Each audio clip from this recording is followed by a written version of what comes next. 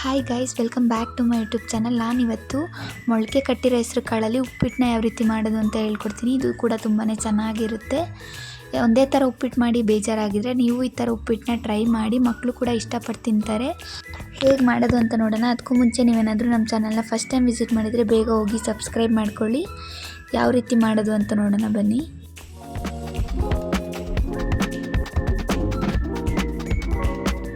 ಮೊದಲಿಗೆ ನಾನಿಲ್ಲಿ ಒಂದು ಬಾಣಲಿಗೆ 1 ಕಪ್ ಆಗೋಷ್ಟು ರವೆನ ಹಾಕ್ಕೊಂಡು ಹುರ್ಕೊಳ್ತಾ ಇದ್ದೀನಿ. ಅದು ಸ್ವಲ್ಪ ಕಲರ್ ಚೇಂಜ್ ಆಗೋವರೆಗೂ ಹುರ್ಕೊಳ್ಳಿ. ಇವಾಗ ರವೆನ ಹುರ್ಕೊಂಡಿದ್ದಾದ ನಂತರ ಅದೇ ಬಾಣಲಿಗೆ ಸ್ವಲ್ಪ ಎಣ್ಣೆನ ಹಾಕ್ಕೊಳ್ತಾ ಇದ್ದೀನಿ.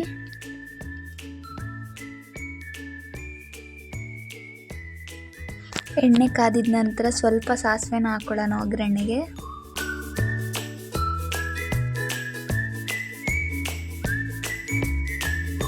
ನಂತರ ನಾವು 2 ಮೆಣಸಿನ್ಕಾಯಿ ಜೊತೆ 7 ರಿಂದ 8 ಕರಿಬೇವಿನ ಎಲೆಗಳನ್ನ ಹಾಕ್ಕೊಳ್ತಾ ಇದ್ದೀನಿ.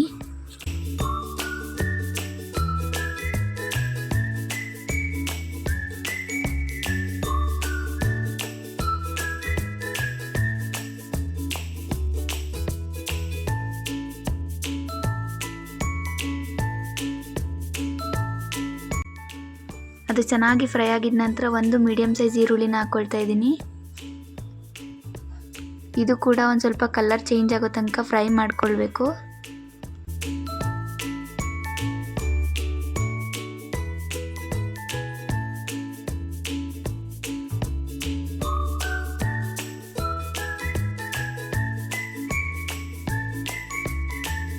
ನಾವು ಹೆಸರು ಕಾಳನ್ನ ಮುಂಚೆನೇ ಮೊಳಕೆ ಕಟ್ಕೊಂಡು ಇಟ್ಕೊಂಡಿರಬೇಕು. ಒಂದಿನ ಮುಂಚೆನೇ ನೆನೆ ಹಾಕಿ ಬಟ್ಟೆ ಕಟ್ಟಿ ಮೊಳಕೆಗೆ ಬಿಡಬೇಕು. ಇವಾಗ ನಾನು ಮೊಳಕೆ ಕಟ್ಟಿರೋ ಹೆಸರು ಕಾಳನ್ನ ಹಾಕ್ಕೊಳ್ತಾ ಇದ್ದೀನಿ. ಹಾಕ್ಕೊಂಡು ಚೆನ್ನಾಗಿ ಫ್ರೈ ಮಾಡ್ಕೊಳ್ಳಿ. ಅದನ್ನು ಕೂಡ ಕಾಳು ಚೆನ್ನಾಗಿ ಫ್ರೈ ಆಗಿದ ನಂತರ ನಾವು ಕಾಳು ಹಾಕ್ಕೊಂಡಿದ್ದ ಕಪ್ಪಲ್ಲೇ 2 ಕಪ್ ಆಗೋಷ್ಟು ನೀರನ್ನ ಹಾಕ್ಕೊಳ್ತಾ ಇದ್ದೀನಿ. ನೀರನ್ನ ಹಾಕ್ಕೊಂಡು ಚೆನ್ನಾಗಿ ಕುದಿ ಬರೋವರೆಗೆ ಬೇಯಿಸ್ಕೊಳ್ಬೇಕು. ಇವಾಗ ನೋಡಿ ನೀರು ಚೆನ್ನಾಗಿ ಕುದೀತಾ ಇದೆ. ನೀರು ಕಮ್ಮಿ ಆಗಿದೆ, ಸೊ ನೀರನ್ನ ಸ್ವಲ್ಪ ಆ್ಯಡ್ ಮಾಡ್ಕೊಳ್ಳೋಣ.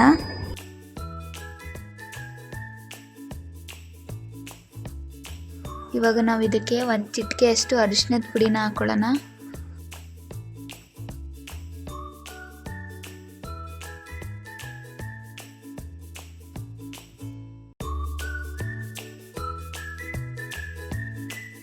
ಇವಾಗ ಇದು ಚೆನ್ನಾಗಿ ಕುದಿಬೇಕಾದ್ರೆ ನಾವು ಆವಾಗಲೇ ಹುರಿದಿಟ್ಕೊಂಡಿರೋ ರವೆನ ಸ್ವಲ್ಪನೇ ಆ್ಯಡ್ ಮಾಡ್ತಾ ಮಿಕ್ಸ್ ಮಾಡ್ಕೊಳ್ತಾ ಇರಬೇಕು, ಗಂಟಾಗದೇ ಇರೋ ಥರ.